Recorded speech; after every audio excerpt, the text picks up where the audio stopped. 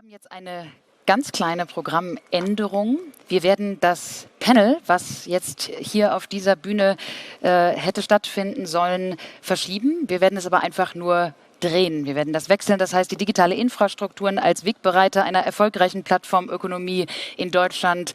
Dieses Panel hören Sie nach der Keynote, die jetzt hier kommt. Und wir freuen uns ganz besonders. I will switch to English now, as our guest will be presenting in English, of course. She is already in the building. I'm so happy to welcome you here. If you would like to come up on stage, ladies and gentlemen, first of all, welcome. Thank you so much for making it. Thanks a lot. Would you like to stand at the podium?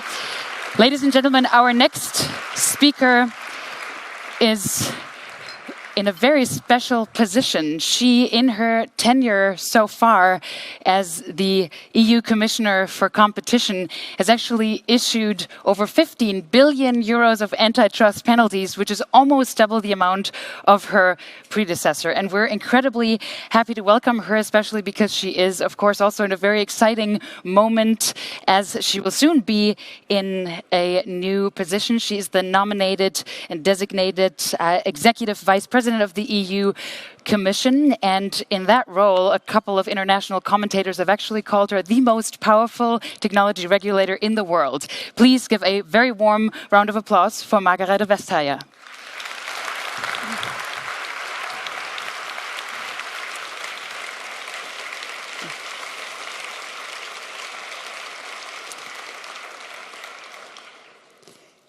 Thank you very much for this warm welcome.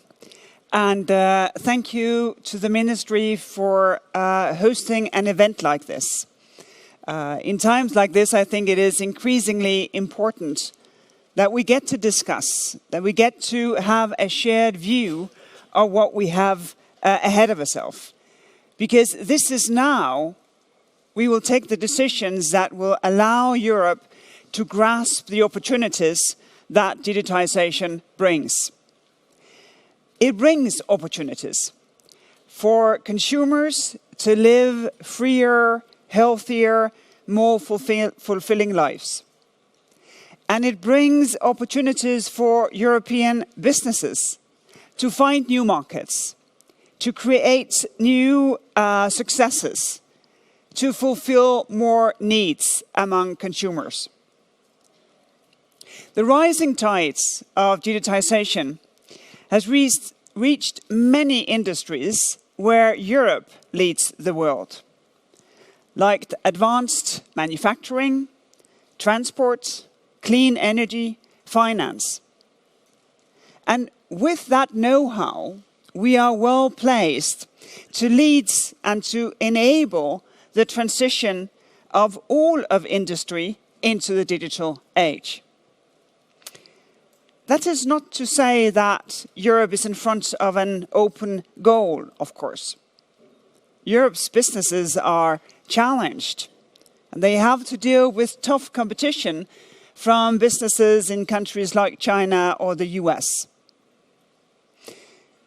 The thing is that Europe, too, is dynamic and innovative.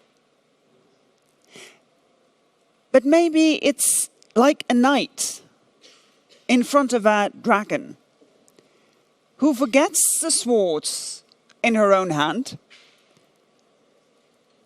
If that's the situation, well, then we risk to take wrong decisions. If we forget about our own strength, drawing back in fear when we ought to stand our ground. Because the secret to success in Europe is not to be more like the US or more like China. It is to play on our own strength. It depends on building technology with a purpose. Because in Europe, our approach to digitization is not about finding ways to get around the rules, escape paying taxes, deny workers their rights. It's about finding solutions for people's real needs, improving healthcare, fixing transportation, fighting pollution and climate change. And our success will be tied with our commitment to competition. because it's competition that drives innovation, that create room for all kinds of innovators, large as well as small, to find their way into the market.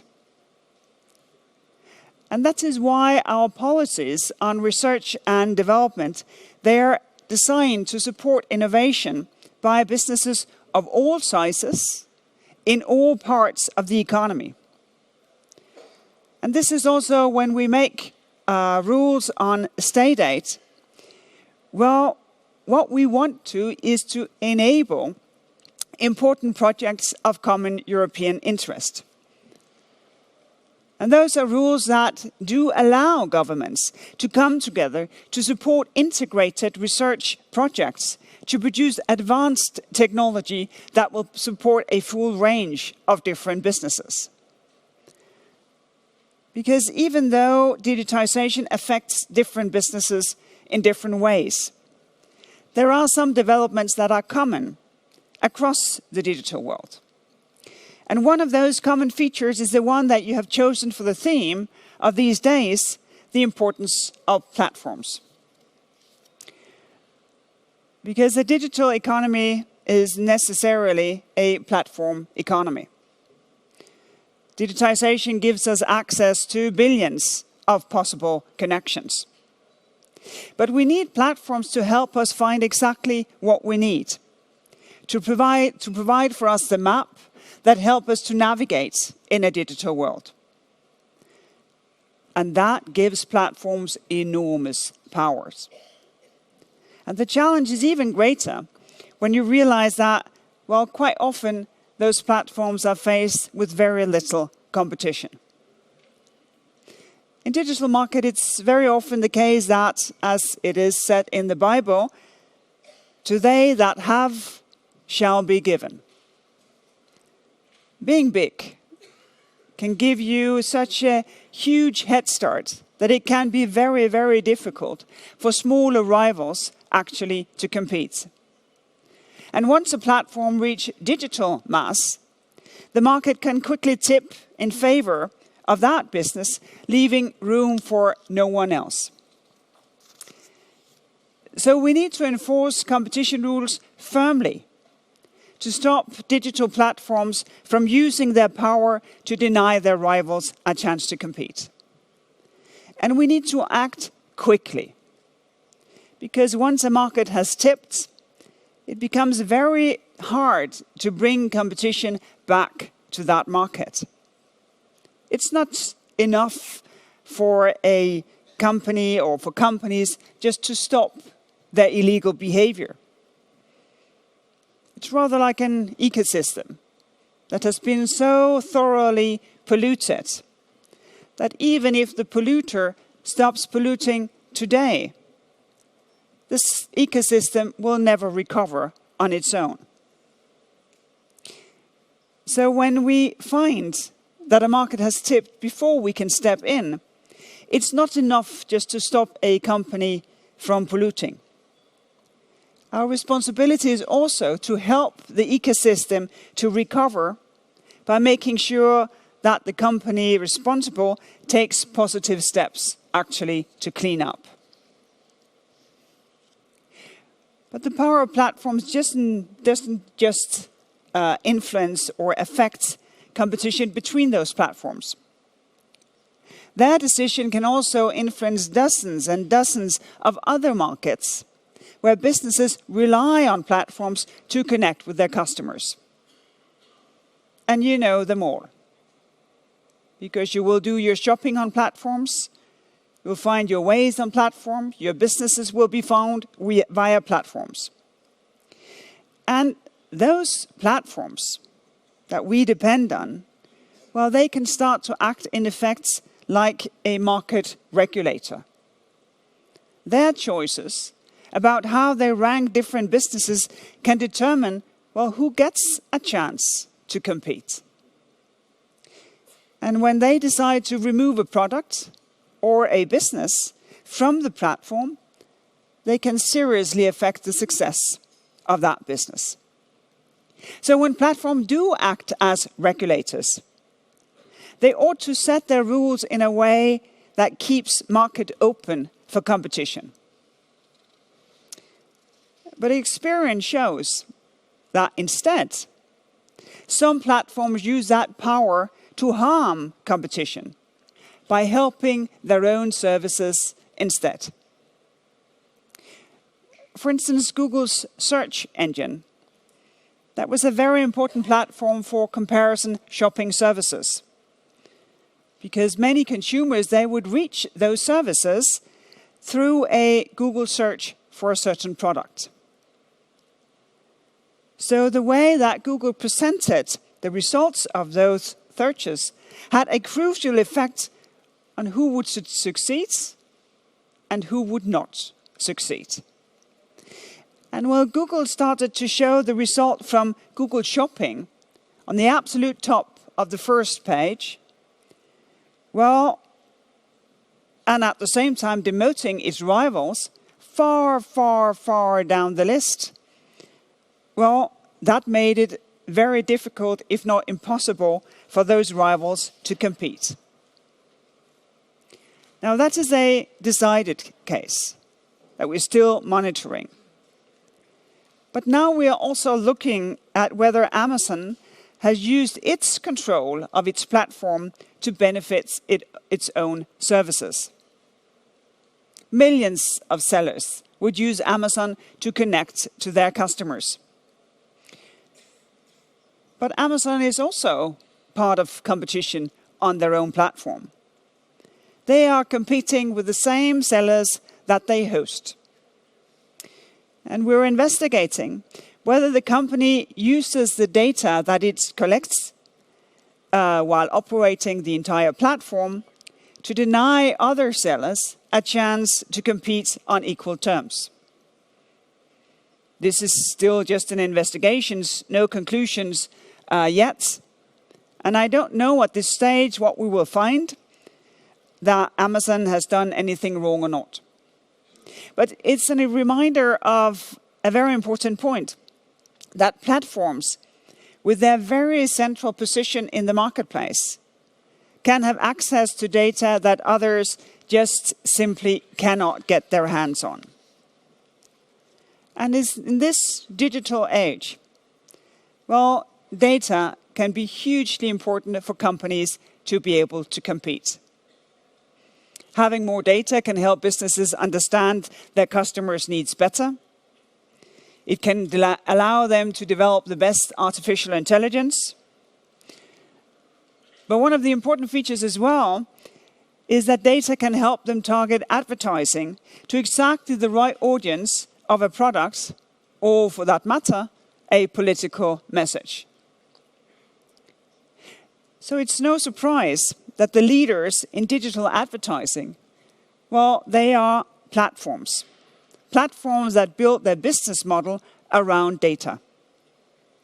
In the US, some 6 out of 10 digital advertising dollars, they are spent on just 2 platforms, Google and Facebook.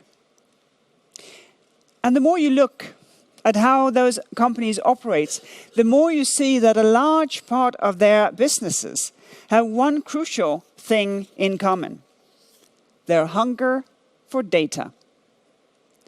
So we need to understand how these mountains of data, how they affect competition in the marketplace, and how we can square that.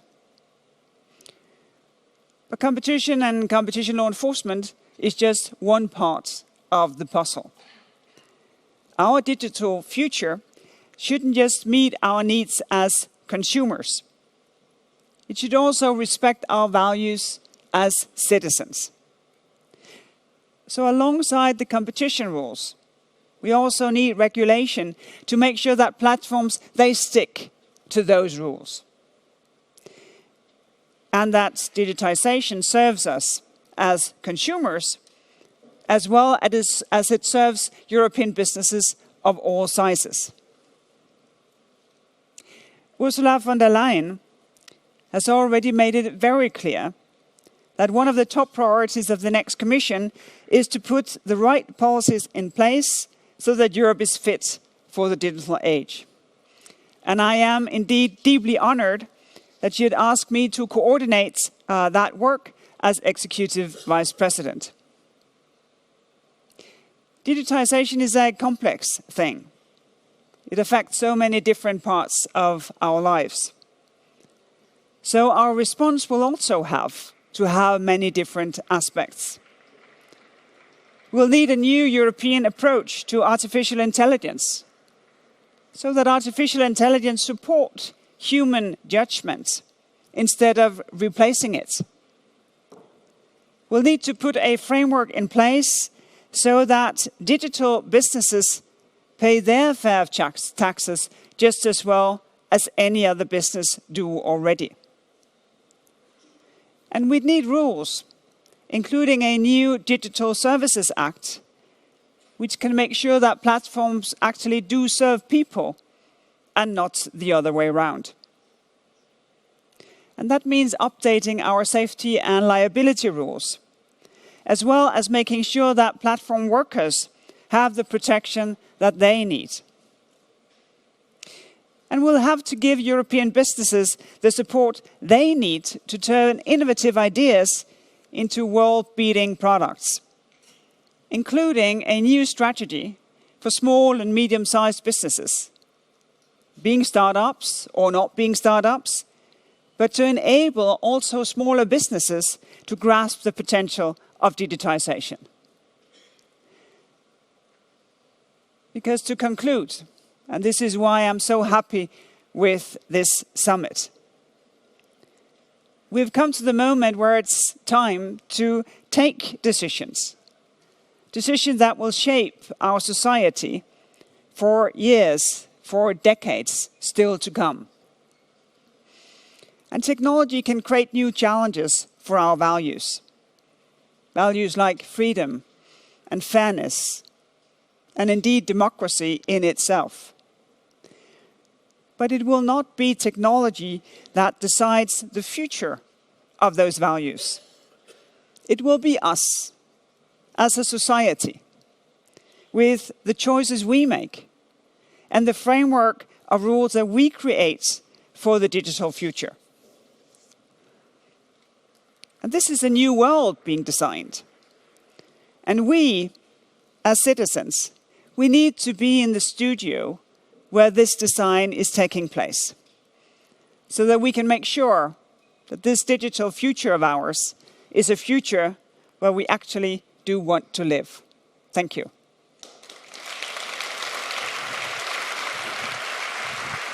Thank you very much, Commissioner Vestager. Thank you so much. Would you be up for one question? Yes, Would that be of course. okay? So, thank you so much. You've given us an overview of your ideas. And of course, we also heard the Commission has promised to issue ethical and human-centered AI rules in the first 100 days of your mandate. What can we expect to be your absolute priority here? You just sort of, outlaid the Well, first and fields. foremost, being very busy. Because 100 days is not much when you're dealing with very complex issues. Also because, of course, we would like to hear that you should not just be the victims of sort of master thinking in an ivory tower. That wouldn't make any sense. So we will be very busy. We will listen hard. And we will push these agendas. And I think the most important thing when it comes to artificial intelligence is, well, how can we create a framework so that we actually can trust it, that there's human oversight? And the second thing, of course, is how to feed it. Because access to data is the key when we want to build more artificial intelligence, when we want to train it better, train it more. And here, of course, the question of bias comes in. Because, of course, artificial intelligence discriminates. That's the nature. It chooses one over the other. But we do not want artificial intelligence to discriminate where we don't want discrimination. Because we're working for a gender-balanced society. We're working for a society where minorities feel counted in. So how to make sure that we get these very fundamental things right, that is absolutely top priority. So trust and data. Exactly. Some might say China has all the data, the US has all the money, you have said, but Europe has purpose. What is that purpose? Well, I think we all know it, that a good society is a society where you feel safe, where you stay healthy, where you easily and convenient get from A to B, and where you can do business. And I think this is the important purpose. And I think that AI, quantum computing, blockchain technology, all the rest, all what we haven't even heard of yet, that's a great enabler for us at long last to achieve those goals for all citizens in society so that no one feels left out. Wonderful. Thank you so much, EU Commissioner Vestager. It was my pleasure. Thank you very so much for making it and for Thank being you. with us. Thank you.